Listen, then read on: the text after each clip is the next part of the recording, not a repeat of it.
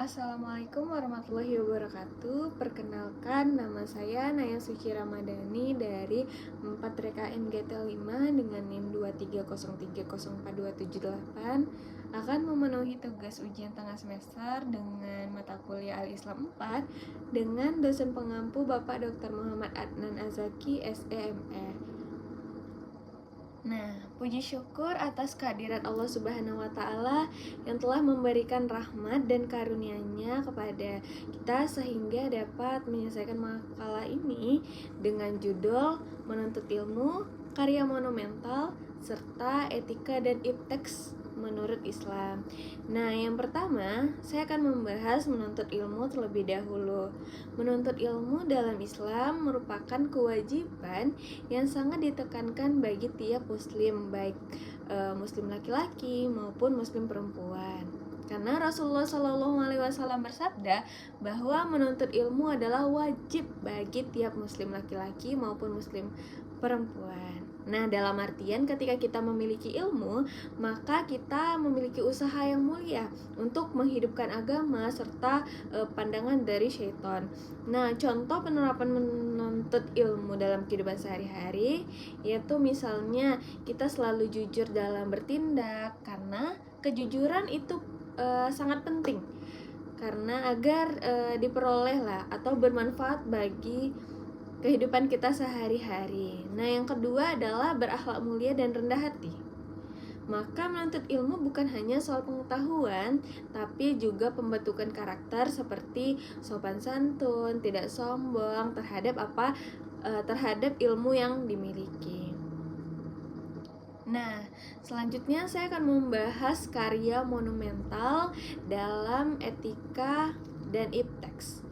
Nah, karya monumental adalah karya yang menimbulkan pesan peringatan pada sesuatu yang agung. Nah, dalam konteks ini kita akan merujuk pada kontribusi besar umat Islam dalam pengembangan ilmu pengetahuan pada masa keemasan Islam tadi. Nah, karya-karya ini misalnya nih pada seni ataupun ilmuwan yang dituangkan. Nah, misalnya pada arsitektur masjid di Agung Cordoba yang di Konstantinopel. Nah, itu salah satu contoh karya monumental pada seseorang. Nah, maksudnya kita dapat mengatur perilaku seseorang melalui pelaksanaan atau suatu kegiatan yang merujuk pada suatu hasil. Nah, seperti itu. Nah, pada aspek kehidupan, maka pengembangan ipteks ini sangat penting dalam kehidupan manusia yang merujuk pada ilmu pengetahuan yang menciptakan seperti teknologi atau keadaan ilmiah lah, seperti pada perkembangan zaman di zaman-zaman sekarang ini. Nah, selanjutnya pengembangan ipteks ini juga selaras dengan nilai-nilai agama yang bertujuan untuk kemaslahatan untuk manusia agar tidak merusak lingkungan.